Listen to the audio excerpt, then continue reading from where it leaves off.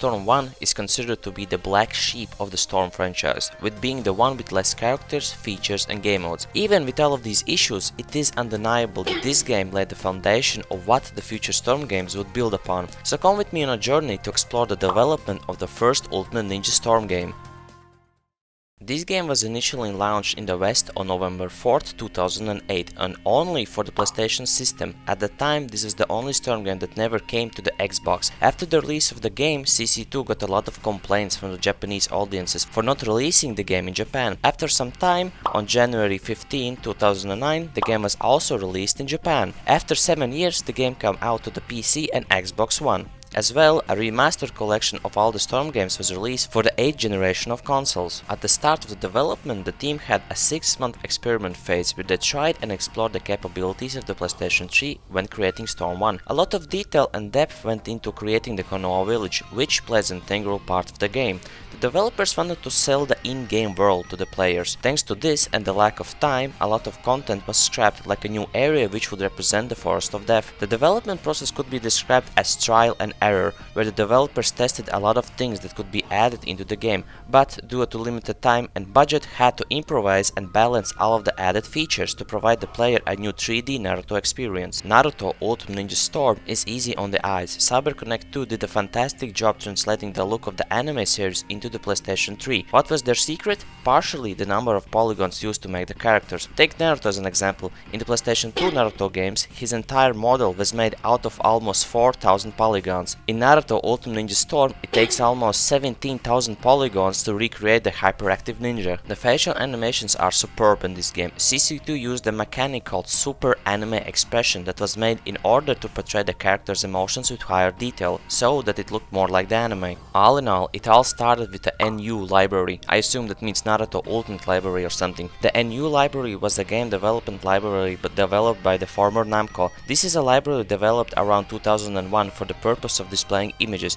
Over time, with the advent of PlayStation 3 and Xbox 360, the NU library was updated and a new library called NUNG library was created. While on a panel on how the NU library united the developers in CEDEC in 2010, Mr. Matsuyama had this to say: "Development of Naruto Shippuden Ultimate Storm started around 2006. CyberConnect 2 had a chronic shortage of programmers. There were 106 developers at the Fukaku headquarters, but there were 30 programmers and 120 artists and sound staff." At that time, Bandai Namco Games was established on March 31st, 2006. When Matsuyama heard that the former Namco staff had more than 1,000 developers, including those related to amusement, Matsuyama said, "This gave me a good person to talk to," and he deepened his interaction with the former Namco development staff. During his time there, he learned about the existence of the NU library. He also said the learning about the library led him to start the Naruto Ultimate Ninja Storm project. According to Mr. Tomizawa at Bandai Namco Games at that time,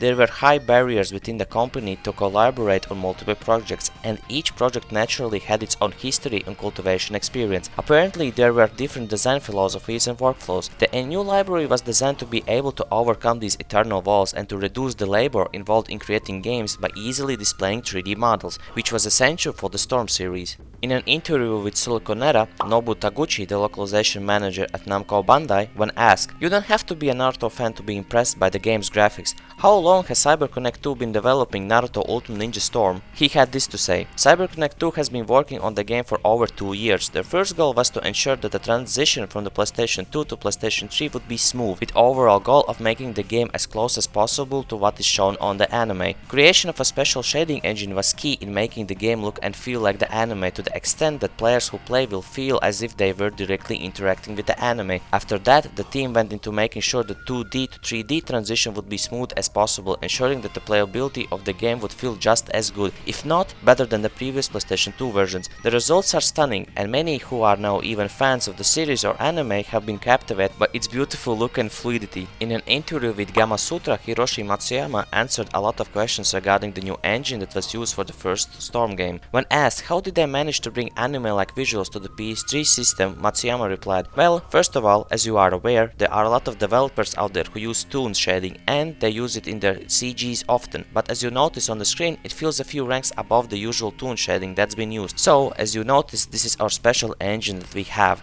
For example, when you are using toon shading, it uses outlining on top of the objects, but then we have two different functions that are melding together. For the whole development of Storm 1, the game was codenamed Naruto PlayStation 3 Project. When the time came closer to the game's initial release, CC2 did something interesting which wouldn't happen in this day of age. At the start of 2008, CC2 in the Hokage's Rooms forums, which as I understand was a forum for the fans and the developers to interact with one another, a small poll was created. The poll was for the fans to input their suggestions on how the first Ultimate Ninja game for the PlayStation 3 should be titled. In the comments there were a lot of unique and interesting suggestions like Naruto, Rise of the Hokage, Naruto, The Separation Plan, or Naruto Legends with a Z.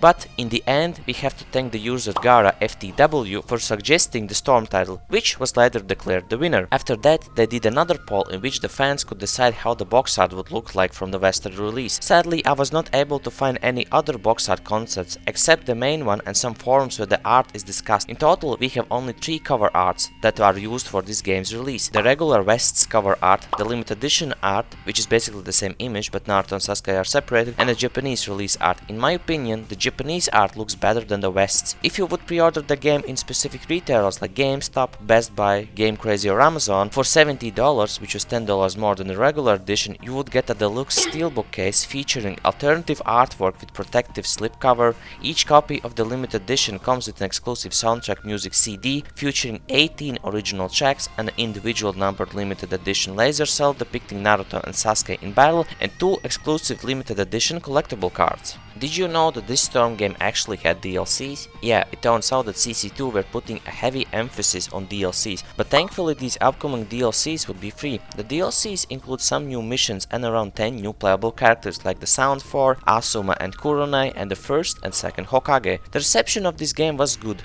Not great, but good. It scored a 75 on Metacritic. A lot of people praise CC2 on how they had transitioned from the 2D era to the new 3D era. A lot of gamers complained about having this weird mission style story retelling, not including the Zabuza arc, which was a pretty important arc from Naruto, not having Zabuza and Haku as playable characters, lack of online multiplayer, load times being too long, and so on. Well, that's about it. All in all, the information was pretty scarce. I even had to check the Japanese internet for resources and interviews. But yeah, I hope that you enjoyed at least the information that I was able to provide you regarding what I was able to find regarding Storm 1 development. The interesting for me was that the fact that the fans were able to name and choose the box art for the Storm game. I wish that they would have continued on with at least the box art, you know, so that the fans could choose different art styles, at least maybe for different regions, right? Something like that. But yeah, I hope you guys enjoyed the video. If you liked it, like, share, subscribe. It would mean a lot to me. But yeah, that's all for me.